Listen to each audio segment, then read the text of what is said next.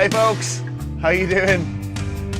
Nick Jennison, it's the Monday Guitar Show. As you can probably tell by the somewhat stuffy sounds that are coming out of my face, I am ill.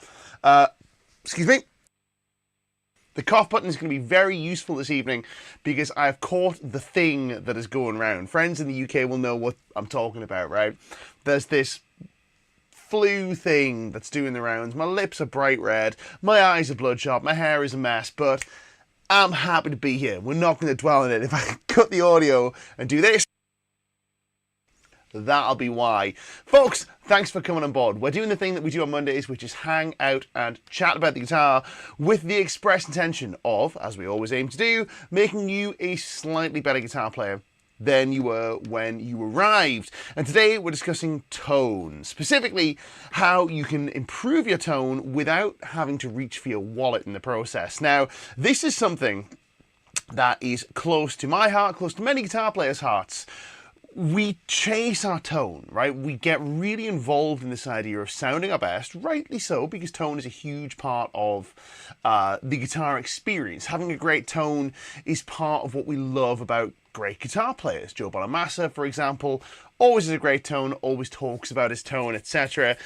That's not to say that every great guitar player has always had fantastic tones. Myself and Guitar Interactive editor Jonathan Graham will frequently talk about Joe Satriani and his greatness. Incidentally, you guys can check out the current edition of Guitar Interactive magazine with interviews with Joe Satriani, Eric Johnson, Steve Vai. They're excellent. You should go check them out. But how sometimes the tones have been deliberately so less than pleasing, let's say, but that's part of the charm. So in terms of what makes a great tone, that's kind of a subjective thing, but I will tell you this: you can only buy your way to so much tone, right? And you can buy a certain degree of frustration as well when you start to approach tone from a transactional perspective rather than approaching it as something that flows from you as a player. We're going to talk about all that stuff as we go further, but I'm just reading the comments and I want to take a second and start with this one. Folks, not really sure what to say with this. Mike, we are wishing you the absolute best, man. Our thoughts are with you. This is a message from Mike Seedorf, who's a regular. I've just seen this. He's asking if everybody can pray for his daughter and his family who've been involved in what sounds like a really serious vehicle accident. Mike, I'm really sorry to hear that, man. Yeah, we're gonna keep you in our thoughts, mate. I hope everything's well. Keep us updated. Yeah, all the best. Not really sure what to say with that, to be honest, man. I'm really sorry. Right, okay. Well, that is a really serious note to start things on. But folks, Mike is a member of our community. We love having him here, man. Wish him the best. Keep his family in your thoughts. I'm hoping everything works out for you, man. I'm sure it will. Okay. Let's say some hellos and let's get into the swing of the stream. Timothy Appling is the first one in the house.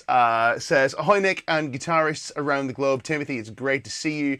PJ is here. PJ is talking about the bridge pickup and the back. Oh, bridge pickup and back the tone off while practicing picking in different locations. I don't mean Newcastle. Yeah. Not picking around the corner from my house. I get you. I get you. I beg pardon. That is a really great tip. We're going to play with these sort of things as we go a little bit further. Marcin says guitar stores will hate this video. For sure, 100%. Timothy Appling says, sorry, yes, Marcin, yes, we do spend lots of money chasing tone. I've been guilty of this too, myself, for sure. Sacred Godslavers in the house. Helmet strap bringing up Joe Bonamassa. I'm sure most have seen Joe Bonamassa talking about the tones in guitars just by using the guitar's controls. We're going to address that as we go further as well. Response Audio is in the house. Hope you're having a great Monday. Yeah, man, apart from being ill, can't complain. Falcone is suggesting on here he spent years upgrading pots and pickups. It does make a slight difference. Indeed, it does. But he says he's taken his Epiphone to a local tech for a fret dress, and it's the best thing ever. Now, I have the majority of my guitars refretted by my number one luthier friend, who's a guy called Paul Richardson, PR Guitars in the UK. He puts my frets in. They, first of all, they look absolutely gorgeous, but they are enormous, like hulking great frets. They're all stainless steel as well, because I go through frets like nobody's business.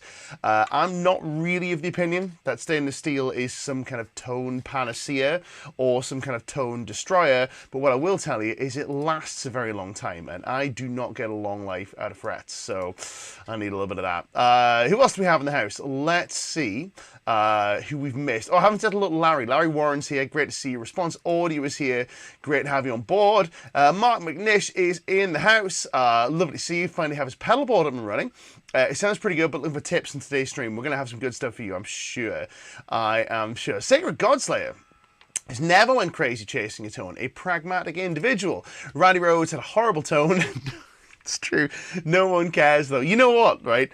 This is probably going to be sacrilege, but it took me a very long time to get Randy Rhoads. Like, to get Randy Rhoads, purely because the tone, oh, it's not my favourite. Compared to someone like Eddie, for example, I always struggled with Randy and struggled to see Randy's genius for that reason. So maybe it's me. Maybe it's me. Franz is here. Jada Barter is here. Some more hellos very quickly.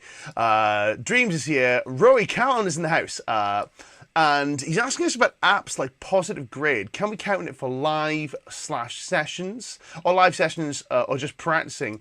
Block 18 is here. Who else do we have? Tony Adsheed? I'm not 100% sure. Is in the house. I'm terrible at pronouncing things. We got a lot of love for our friend Mike Seedoff. Mike, we really are looking out for you. Our friend Tatakisis, Sakas, you guys are testing me with these names today. That's my opinion. That's my problem, rather. That's my problem. I'm ill. You have to excuse me. Words are going to be difficult today. These are actually PAF type pickups. They've just got a cool cover on them. They're made by Amber Pickups. Spirit of 59s. Let's see. So let's say some hellos. If there's anybody else we've missed, Raphael is in the house. Think of the F as a V. Oh, Raphael. Interesting. Okay. That is very interesting. I think I'm getting closer to pronouncing this stuff. Who else do we have? We've got a few more friends. Is that Clea Gibson with Pandemonium pickups? It is not. It's a Maybach Convair with Amber pickups. Built to my spec. Really, really nice. Folks, let's get stuck into the meat of today's session, which is improving your tone without spending any dollar. And we're going to begin with some of the more obvious tips that we talked about before, but things that you may have overlooked, right? You may have overlooked. We're going to start with the left hand. And we're going to start with how you can improve your tone and how you may be doing things that are hindering your tone with just your left hand technique. So let's start there. Now, first of all, this is something we've talked about before, but we're going to conduct a little experiment here, and we're going to switch to a clean sound. If you guys have a clean sound, I'm going to encourage you to do the same, right? Grab yourself a clean sound. We're going to do the following. I'm going to take my first finger, and I'm going to place it on my G string, on fret number 5. That's a C note. I'm going to find an appropriate track to play this C note along with. I have many. There's bound to be a good one. Let's maybe try this one. This is our blues in C minor. That sounds pretty good to me. We'll just make sure it's not drowning out the guitar. I'm going to play a couple of C notes. I'm going to start with one, then I'm going to move to another, and then back to the first one again. I want you to tell me which ones sound better. Here is version A.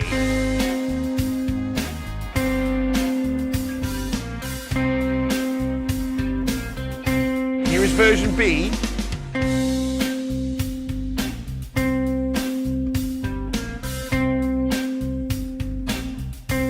Here is version A. Version B. Version A, version B, version A. What gives? Obviously, surely you can let me know in the comments, but obviously version A is better, right? Obviously it's better. Listen to it. There is brightness, there is sustain. We can hear the lovely metallic clank coming from the guitar. Same works in the bridge pickup. Same deal. Gross. Good. Gross.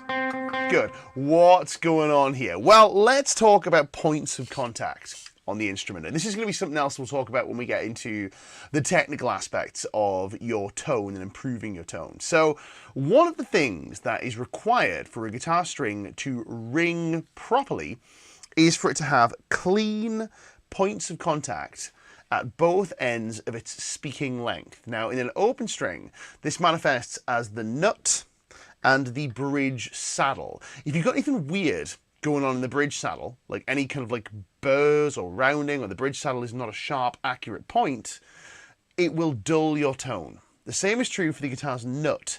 If the guitar's nut is not a clean, straight, flush break with the string, your tone will be dulled because it won't allow the string to vibrate properly.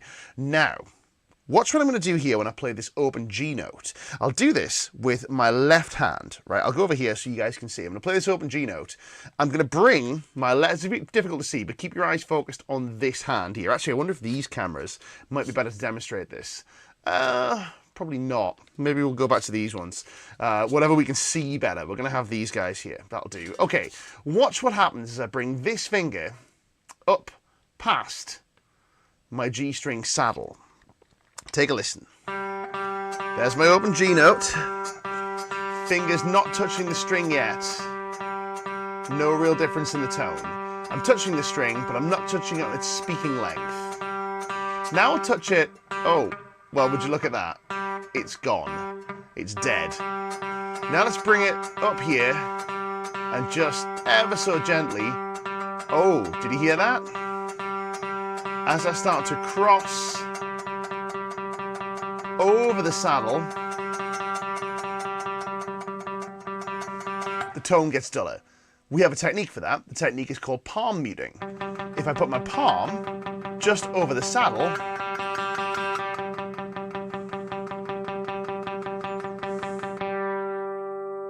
then we get this muted kind of effect. This is what we call palm muting, and this is the same thing that's happening in note version B. For anybody who's missed us just a second ago, this is what I was talking about. Here is a version of this C note. That's A. That's B. I'm doing an equivalent of palm muting, but with my left hand.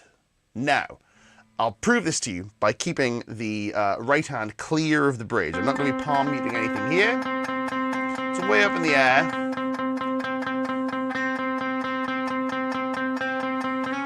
Oops.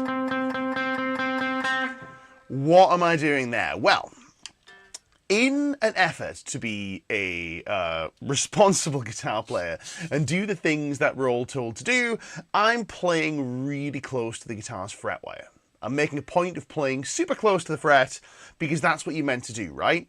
Well, to an extent.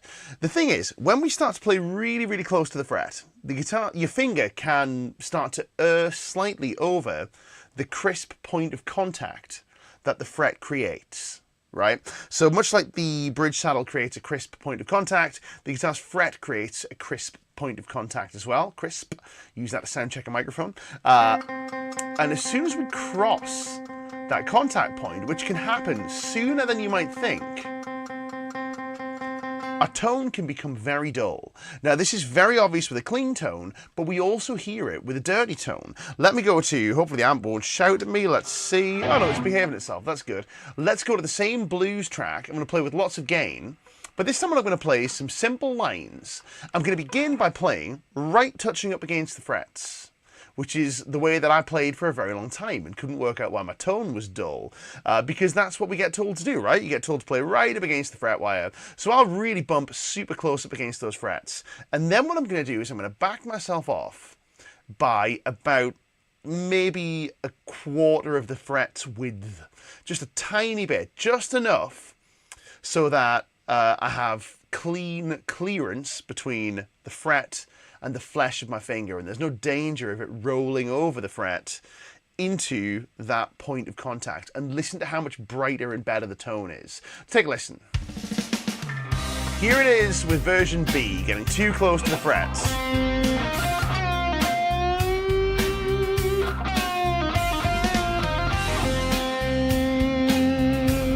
Turn the track up a little bit.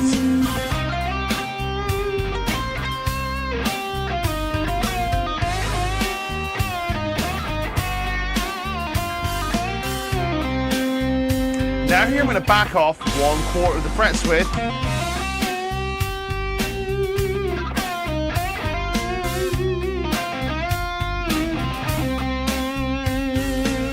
Listen to how much better that sounds.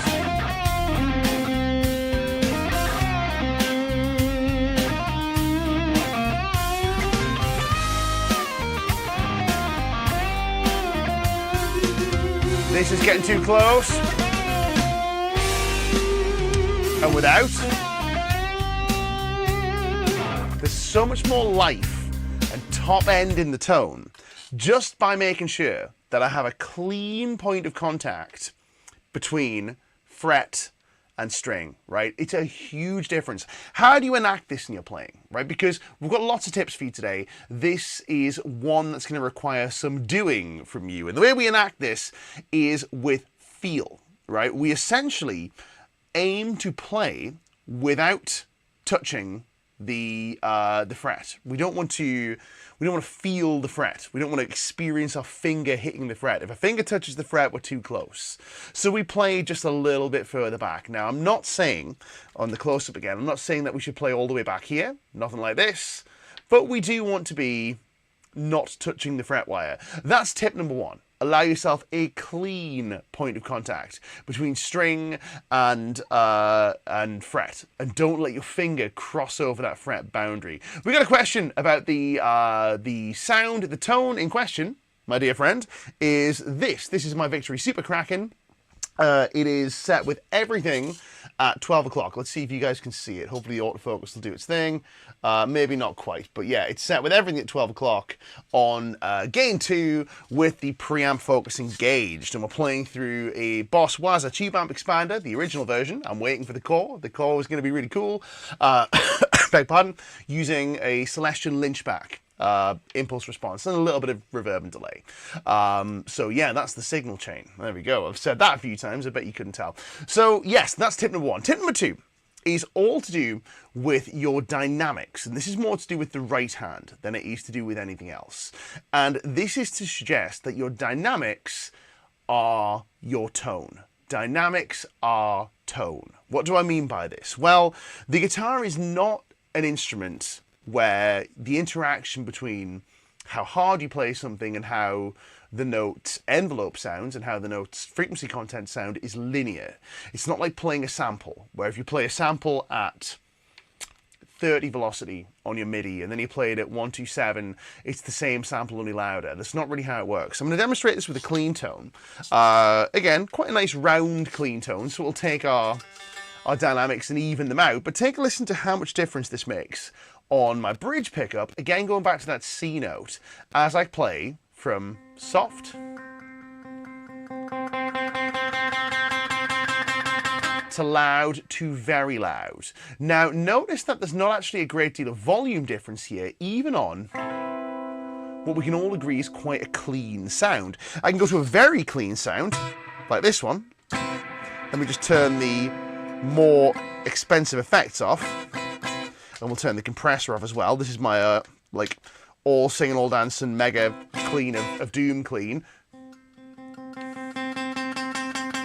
Not a great deal of actual volume change as I start to pick through those different volume levels, but what we do get is we do get a big change in terms of the way our guitar sounds. As we pick softer, we have less brightness, less bark, less nasal sounds in the tone, which would be nice for me because I'm bunged up, but you get the gist, right? So slightly less nasal. As we dig in a little bit, those clanky nasal qualities start to come through. But we still have quite a lot of low end. As we start to really bash on the string, we get loads of that nasal quack and clack, and actually some of the low end goes away from our tone. I'm going to demonstrate this by turning my guitar's tone control down, and this should give us an isolation of the guitar's low end. Notice how the fullness in the tone goes away as I get fully into the loudest hits on my guitar. Now, the way this manifests itself in a clean tone is different to the way it manifests itself in a dirty tone. In a clean sound, we have to use dynamics to an extent to manage our volume. So, for example, if I'm playing some chords,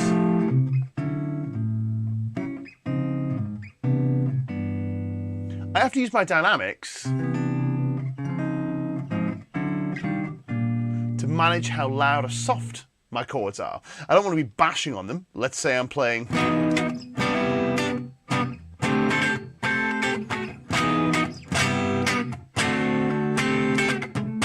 gross, horrible.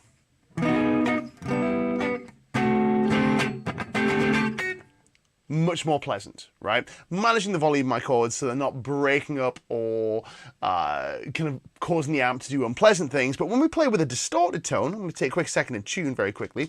It's another tip that we'll talk about in a second, which is tuning and the importance of tuning integrity.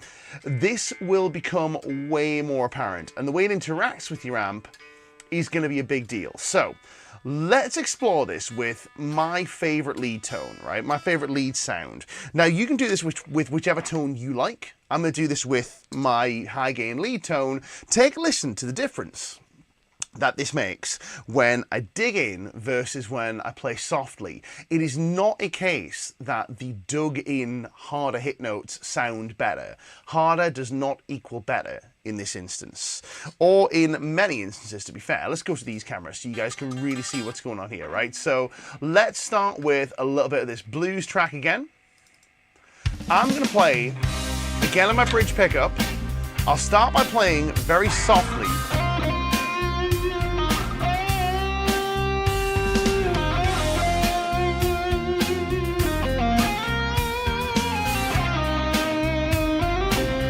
Very soft.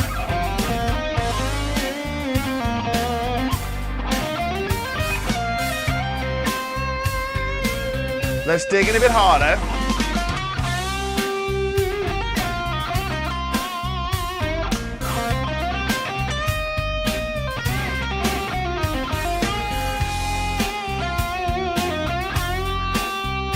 Softly.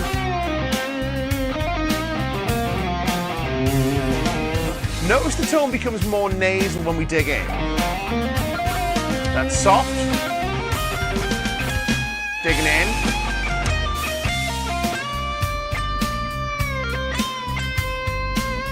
Let's play harder. Let's really hit the guitar.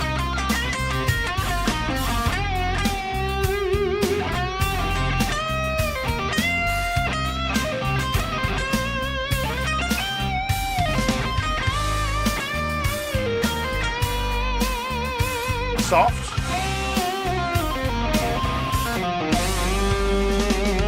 So, what gives with this? What can we take away from this? Well, what we can take away is that your dynamics, certainly with gain, will determine how your guitar responds in terms of its tone. You can get a more nasal sound, a more kind of like barky, scrawky sound by digging in a little bit harder. You can expect to sacrifice a bit of the fullness of the sound. And by playing softer, you can expect to gain more fullness, but lose a little bit of the brightness. And this is something that you can play with within your phrasing. Let's say within your phrasing. Marcin with a great tip saying works really well with thick and thin picks. 100%, right? 100%. Thick picks, thin picks, they sound different. And oftentimes, because you're not able to put as much force into the string with a thin pick, even though we think of it as a thin pick, it can have a fatter tone. I like thin picks on bass for this reason versus a big thick pick, because you can preserve the low end a little bit more with a thin pick, in my opinion. Now, let's play around with this a little bit in terms of our phrasing. What we can do with this is we can use the heaviness of our attack to determine the way our guitar sounds in terms of its vowel. And I'm going to show you another thing with this in a second. But really what it gives us is it gives us the ability to control the tone that we're producing. Notice that we haven't done anything with the gear yet, apart from switch a distortion sound on. I am going to get to the gear, right? So let's start with this same thing, same blues track, which I like an awful lot. Available on licklibrary.com, by the way, if you want this track. It's available as part of your membership. Yeah. Really, really good. Speaking of which, by the way, while we're on this subject, I would be remiss not to point out that we are also giving away more free lessons right now over on licklibrary.com. You can go and get a course by our dear friend Rich Shaw, who has just launched a fantastic track with his band Inglorious. Yes, Rich is now the guitar player for Inglorious. He gets around as well, Rich, with good reason, because he's a fabulous player and a lovely, lovely guy. And Rich has a course called 5-Minute Guitar Fixes, which is available for free. Non-members, if you've ever wanted to know what goes on behind closed doors at Lick Library, click down in the link below, check out the course, and you'll find out. We've got all sorts of good stuff for you. I also have a similar course, which is available, which is not available for free, but a lot of you guys have had a lot of success with this, called Technique Hot Fixes.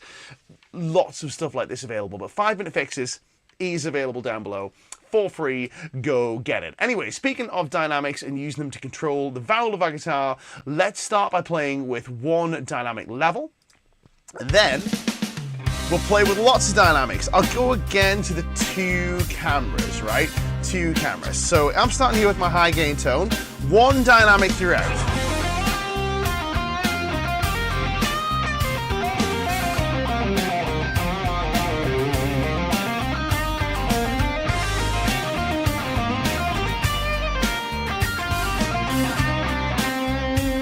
And now that's nice, but let's modulate the dynamics to create some different tones.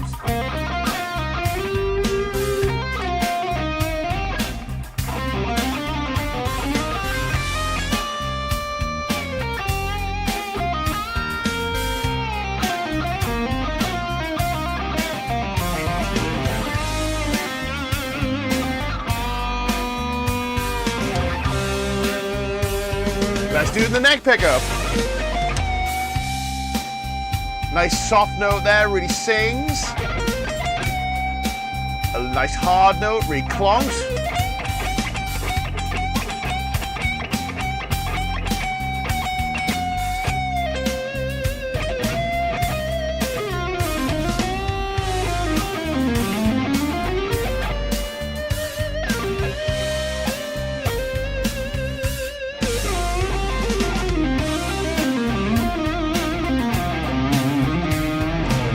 Now that is a really powerful tool, but it's not the only thing we can do with our right hand to modulate the guitar's tone. Here's another tip that we can play with, which is to play with how much of your finger touches the string while you play. Now we know that when we pick and we touch our fingers to the string and it happens in just the right place, we get good old-fashioned squealy pinched harmonics a la Billy Gibbons, Zakk Wylde et al. Those fantastic noises, they never get old, right? We had lots of fun playing with squealy harmonic noises, myself and my pal Jamie Slays. Jamie is he's a great guy, by the way, just in case you're wondering. You guys all know who Jamie Slays is, right? He is riffing monster, and as somebody who plays in a British heavy metal band, I am continually in awe of just how great he is at this riffy thing. But yes, anyway, we know that if we touch the string in just the right place with our flesh on our thumb or our index finger from the right hand, we get these beautiful squealy harmonics, right? But this is not a yes-no state. It's not a switch where you go yes harmonic, no harmonic. There is actually a continuum of how much harmonic we can bring into a note, and this is all to do with how much skin we allow to brush the string as we play. Let me demonstrate, and I'm going to go to these cameras again, so hopefully you guys can see what I'm talking about here, because you'll get an angle where you get to see how much finger I'm using. I'm just looking at this and I'm seeing if I've maybe got a better pick to do it with. Let's see if you guys can see this pick a little better. Let's see if that works for us. That's a little bit more visible. That is the Didario casein pick, in case anybody's wondering. I like it because it's made of protein. Tells you everything you need to know about me. But anyway, I've never tried to eat it though. So with some variance in right hand skin, just to show you what I'm talking about, we might get this.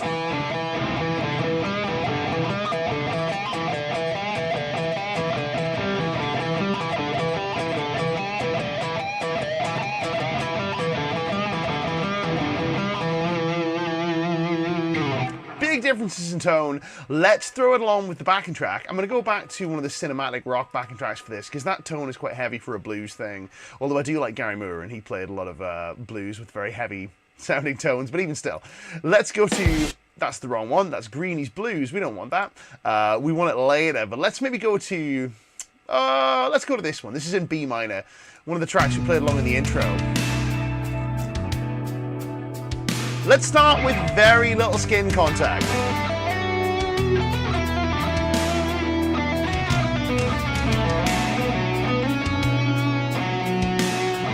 My guitar's gone out of tune.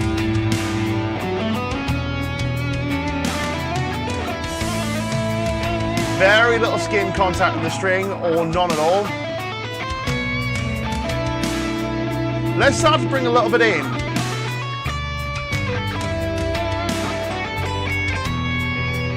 You have that extra harmonic contents come in. Here's without. Here's with.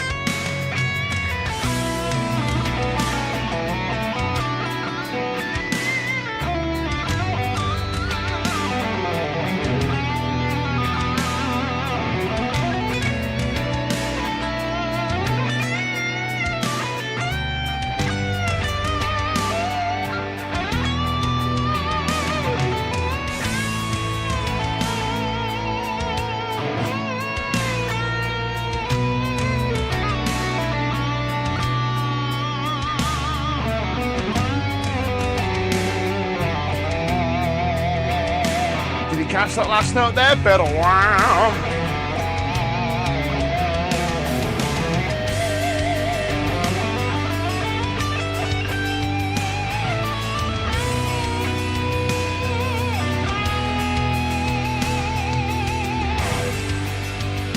Now this is a way of governing how much harmonic content you have in any given note. And what do we mean by harmonic content? Well, harmonic content, essentially, you might think of as the relationship between the fundamental pitch, i.e. the note that we're trying to play. So say we're trying to play this A note right here, which I happen to know from memorization, this A note,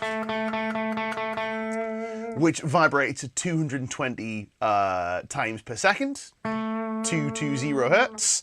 That A note and all of the other notes that exist at the same time, which include but are not limited to this, this,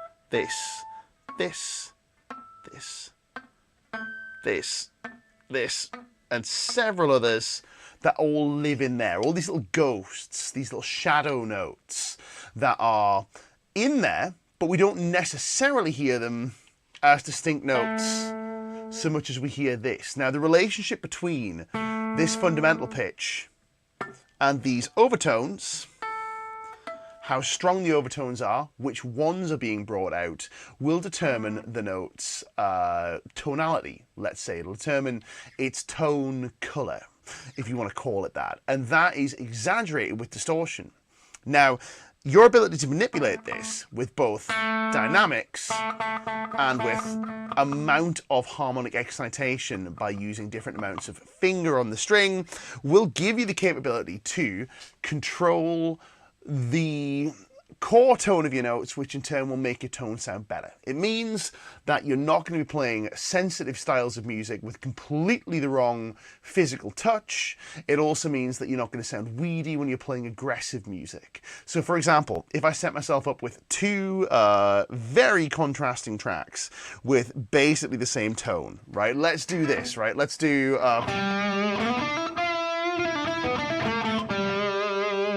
let's do a British broken up kind of sound, right? This is gain 1 on the Super Kraken. Plenty of gain, reasonably healthy. I'm going to play this, which is Greeny's Blues.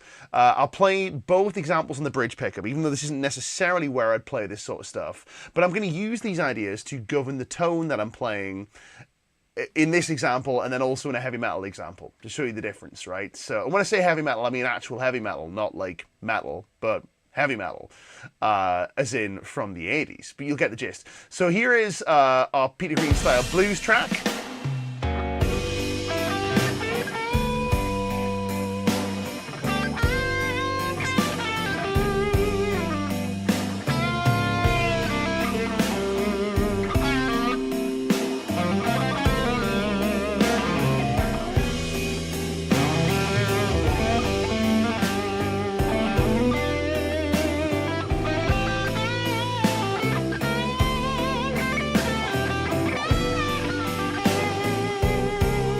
Quite soft playing for the fullness, but allowing a bit of skin contact for the howl.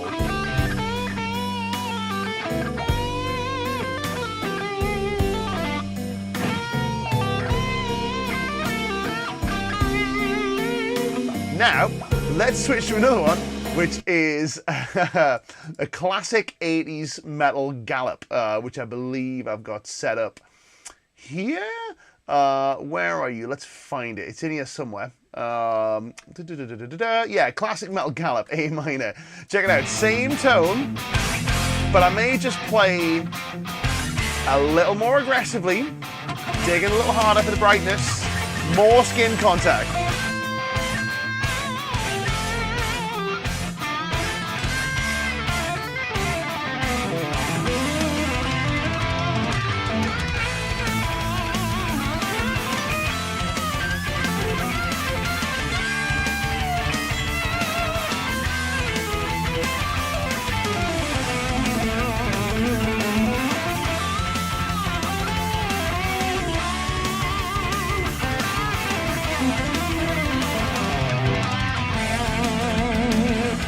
Hear the difference in delivery. You can hear the difference in delivery, and it manifests itself in tone, right? That is how we can use this stuff to govern our tone. Now, this leads me to something else, which is gear related. Now, gear related is an interesting one, right? Because I'd said we weren't going to spend any money, and we're not going to spend any money, but here are some things that we can do with our gear to influence our tone, right? Now, we're going to begin by looking at the way we interact with gain.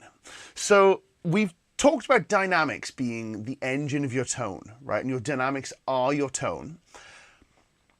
Your gain will respond differently depending upon how you're playing. So what I would encourage you to do with gain is to worry less about what is an appropriate amount of gain for any given moment, and worry more is probably not the right way to put it, but think more about whether the level of gain that you have and the level of compression that you have is interacting with your playing in the way that you want. It's a subtle difference, but an important difference. Now, for example, I could reach for the gain control on my amplifier, crank it all the way up and go, this is great, I really like this, I'm having an awful lot of fun. It makes all the shreddy stuff really nice and easy to play, but it might make it challenging for me to get certain qualities out of my playing. Similarly, if my gain is not high enough, but I've got it turned down out of some perceived righteousness for not using as much gain, and no, I'm a big boy, I don't need to use as much gain. Right, you don't understand. The gain doesn't sound as good. When the gain is turned up, that's bad. You're a bad person for using all of the gain. We've all heard these arguments. We've made these arguments. I've said dumb things like this before too. If I'm being bloody minded about it and going, no, too much gain, that's not for me, right, I beg your pardon. I can struggle to get the right things out of my playing. Let me give you a couple of examples, right? Let's go to quite a good gain sound. I'm sure you'll agree.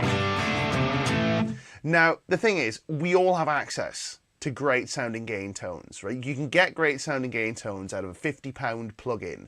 You can get great sounding gain tones, I think, slightly better sounding gain tones, personally, but it is fractional, out of a £2,000 valve amp with a £1,000 load box and a really expensive guitar. It's not the point, right? We've got a decent sounding gain tone here, right?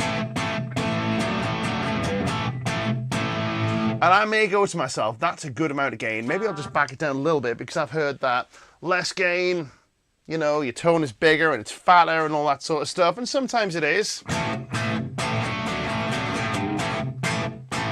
That's cool. Nice. All right. Listen to what happens to my soft notes when I have not quite enough compression. They go away.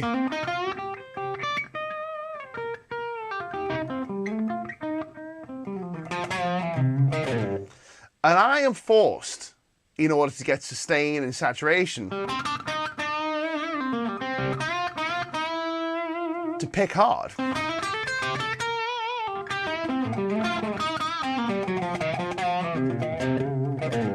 That may not be the right move. that may not be what we want, right? Let me throw this Peter Green track on and show you one more time. This is Greeny's Blues. I'm sure loads of people have used that title, but it's going to be available on licklibrary.com. It's a new batch of backing tracks we've been making. Check this out, right? Here, in order to get sustain, I can't do my soft notes anymore. They just don't exist.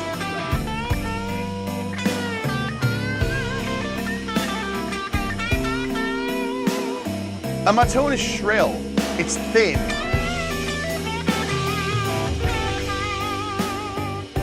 Not because the amp sounds thin, not because the tone I've selected is thin, but because I'm having to play thin sounding notes. I'm having to dig in really hard to get the length out of the note.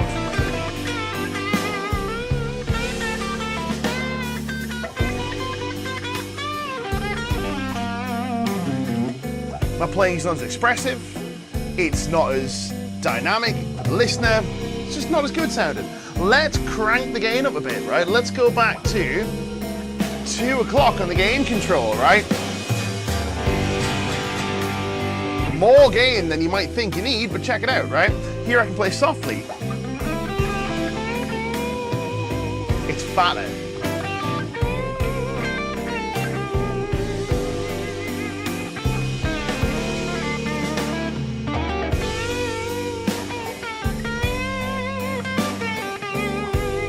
And when I do dig in,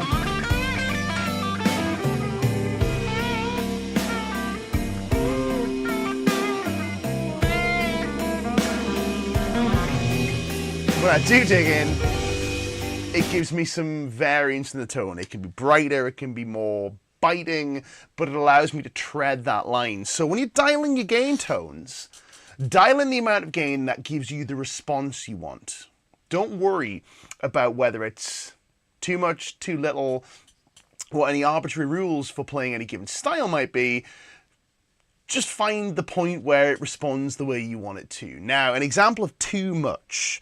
Let's go here. Let's go to gain 1. I'm going to put the focus boost on. I'll make it mega thick, and I'm going to throw a tube screamer on as well.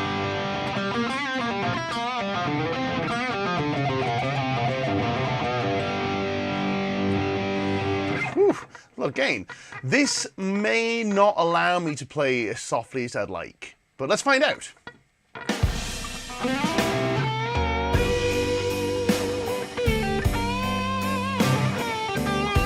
Now that is probably too much.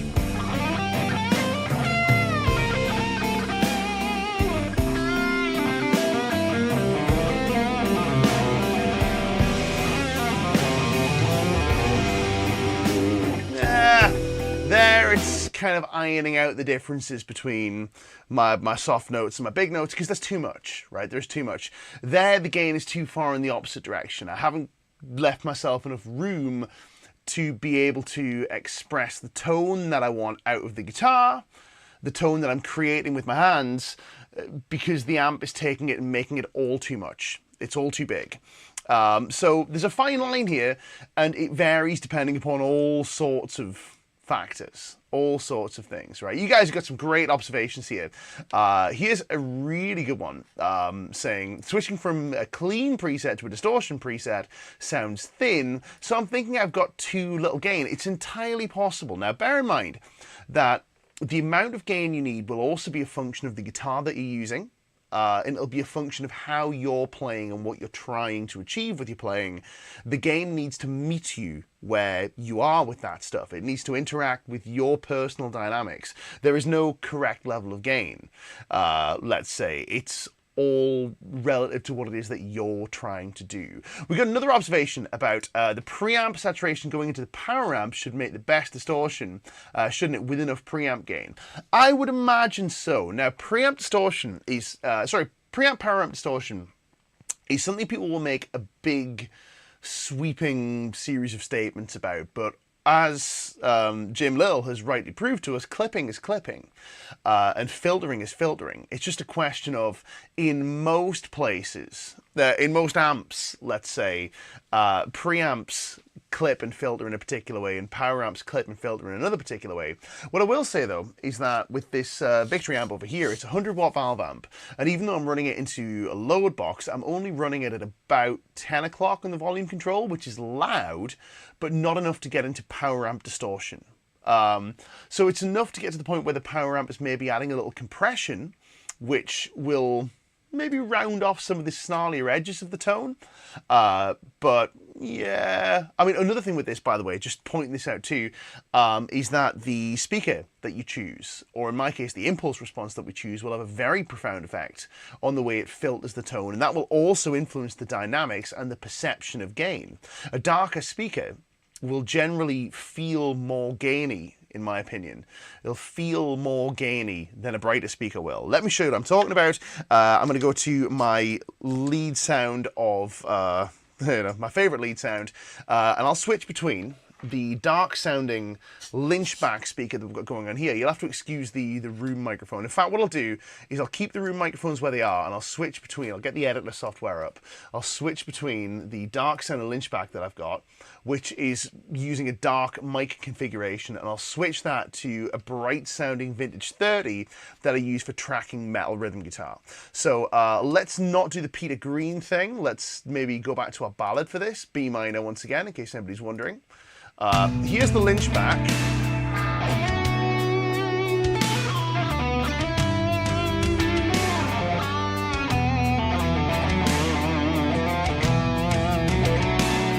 Now that feels really good to play through. Let me throw a very bright sounding Vintage 30 on.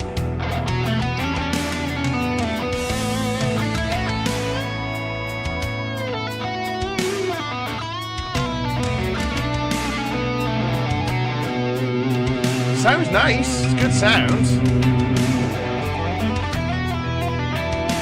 This dark sound Lynchback.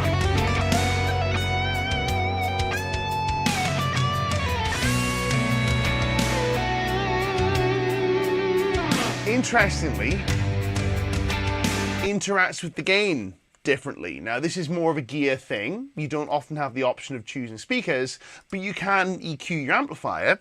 And generally speaking, if we have more high end at the back end of our signal chain, the more high end extension we have, the more you will hear the gain. You'll hear it as gainier, but you'll feel it as less gainy. You'll feel less compression going on, I think.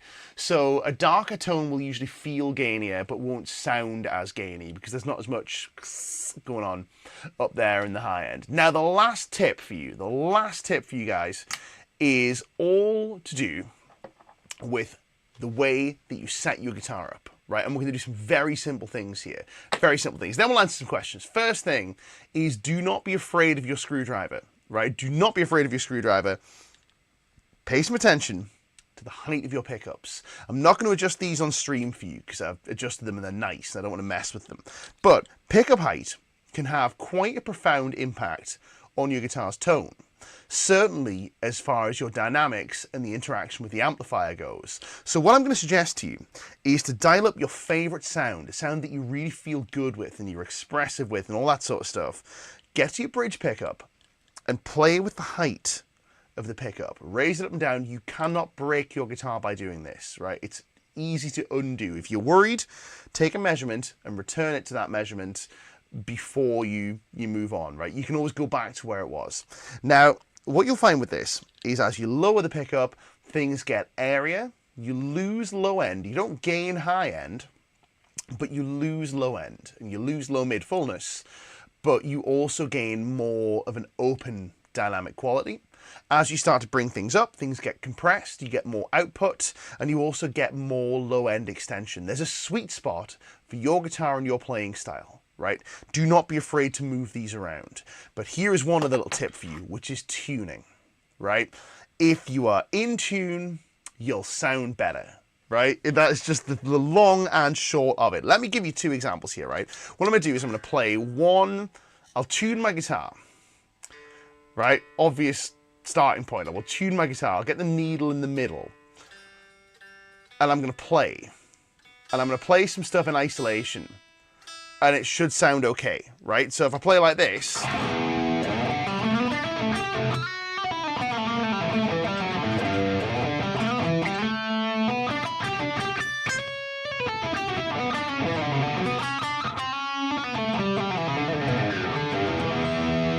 sounds fine, right? Let's throw the backing track on.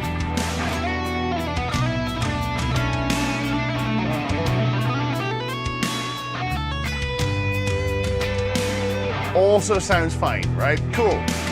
Everyone's a winner, baby. Now let's go to a different tuning. What I'm going to do here is I am going to slightly detune my guitar, but I'll detune every string by the same amount, right? So every string gets detuned by the same degree. In case you're wondering, I'm looking at a Korg rack tuner right now, and I'm going 3 LEDs down, which is comparatively a small amount, right? Comparatively small. But every string is going to be detuned by the same amount. So what'll happen is when I play in isolation, it'll sound fine. Should do anyway. So, okay. Guitar is out of tune in an appropriate fashion. That sounds nice, right?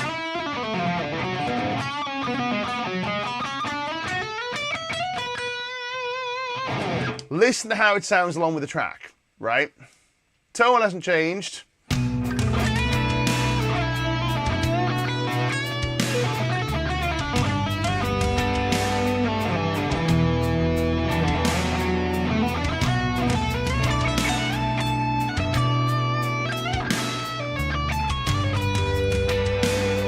Grim. Horrible. Shrill. There's some weird stuff going on there. Now that is exaggerated to show you how big of a difference this makes. But if you're just a tiny bit out of tune, you might not even notice that you're out. You might just hear that kind of strange kind of quality going on against your tone, your sound, and the track that you're playing to, and not know why it sounds bad. Well, it can be a tuning issue, and this can also be an issue if, like many of us have done, you've accidentally hit the calibrate button in your tuner and wound up with something, you know, something like 441 as your reference pitch and you haven't realized, and you're slightly sharp, but you go and put my guitars in the middle. Or it can also happen if your intonation isn't set correctly, which can happen either by not having your bridge channels adjusted properly or by having strings that are too old. Strings will often lose their intonation before they lose the totality of their tone. These strings are reasonably old, but they still intonate quite well. They're not as bright as they could be, but they intonate reasonably well. Reasonably well. However, if I gave them another week, the intonation would definitely go on them, and I'd need to replace them. The intonation is simply the way your guitar sounds in terms of its tuning up and down the strings length. But there is another thing that can influence your tone, influence your tuning, and it is your playing.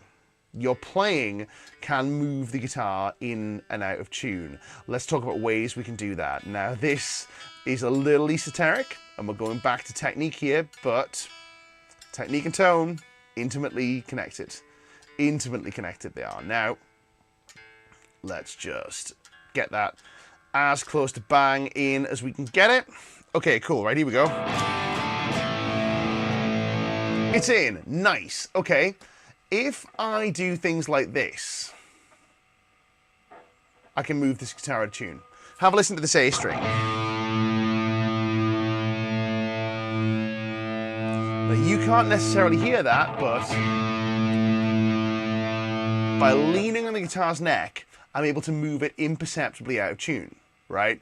By leaning the guitar this way, I can flatten the note. By pulling it this way,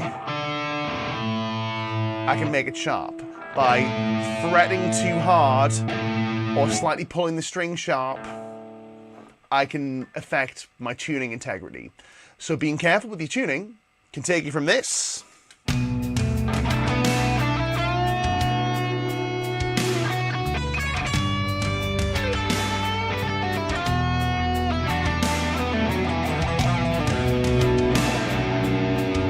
horrible to this.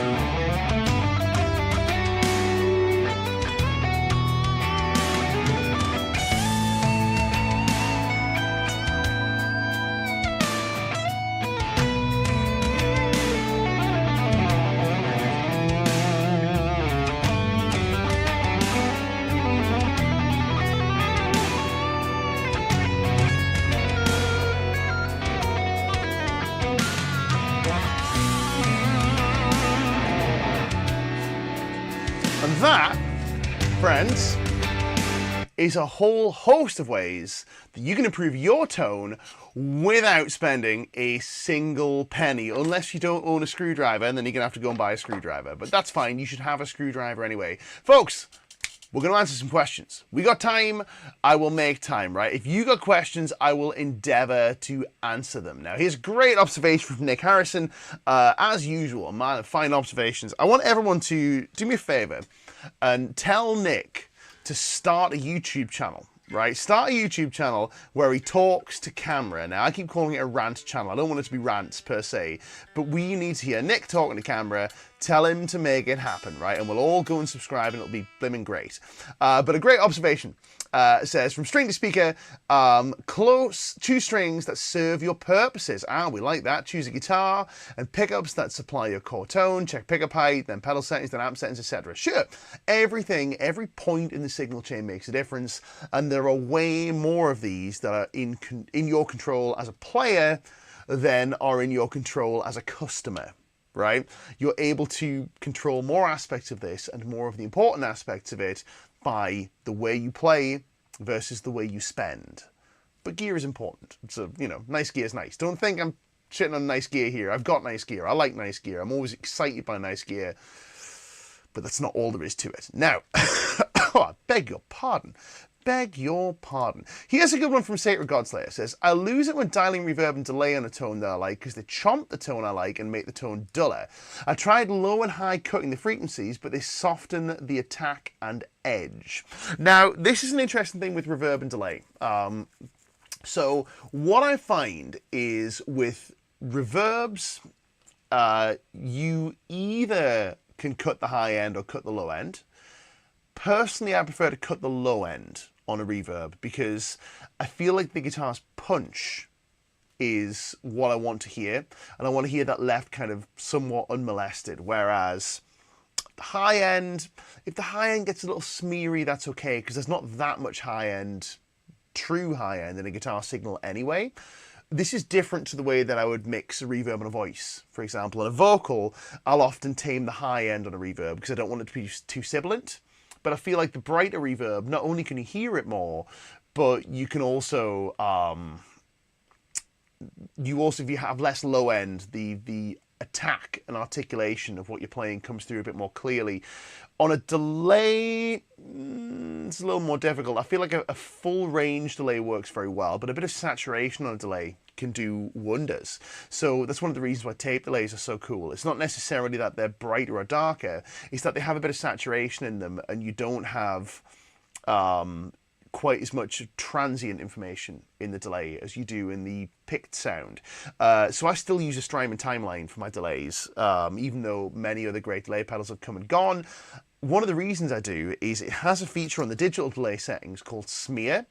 And the smear setting is literally a transient reducer on the, I beg your pardon, a transient reducer on the delay sound. So you'll hear that if I play like this, if I go,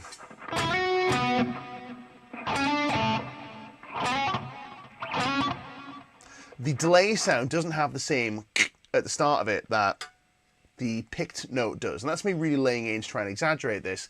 I feel like that helps. But another thing with delay that really helps is a little bit of modulation. Really goes a long way with the delay because it kind of separates the guitar's signal from the delay sound. And I prefer a vibrato style modulation where it's actually just a straight pitch up and down rather than a chorus style modulation where the delay itself is chorused. It's more a case that the delay goes, so if you listen to this, you'll hear that modulation, that swimmy pitch shift on the delay.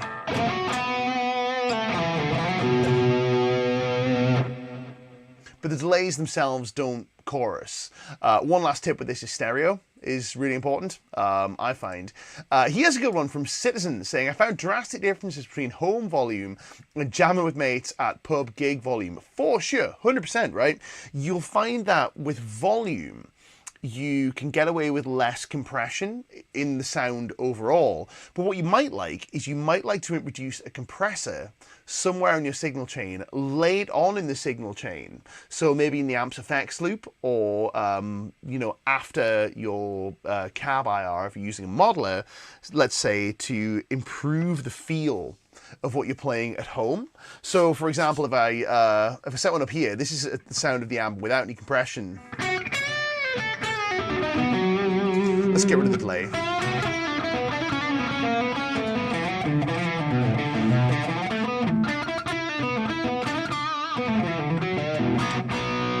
If I throw a compressor on,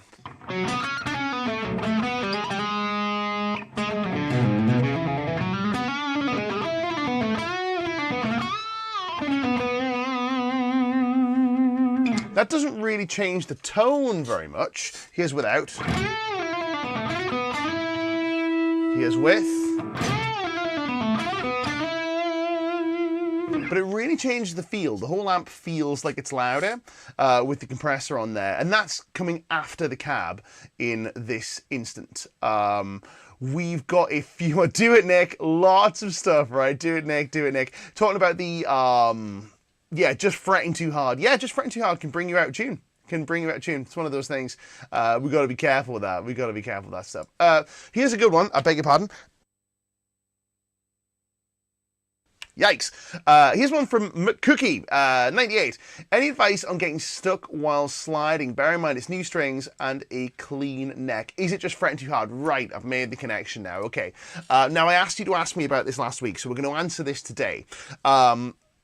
So here's the deal, right? When you slide, there are a few things we need to take care of, right? First of all, it could be that you're introducing too much friction into the sliding action, which is, you know, it's a possibility. And that might be from gripping too hard.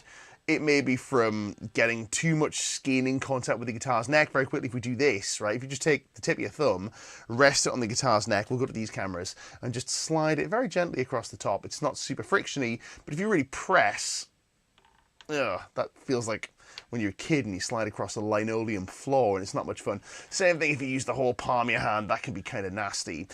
Similarly, if we grip too hard, yeah, it can make sliding a challenge, but it's not that difficult. It's not that difficult. Here's what might make it more difficult. What might make it more challenging is if you were to take your, let's say we're going to slide from the 3rd fret to the 12th fret.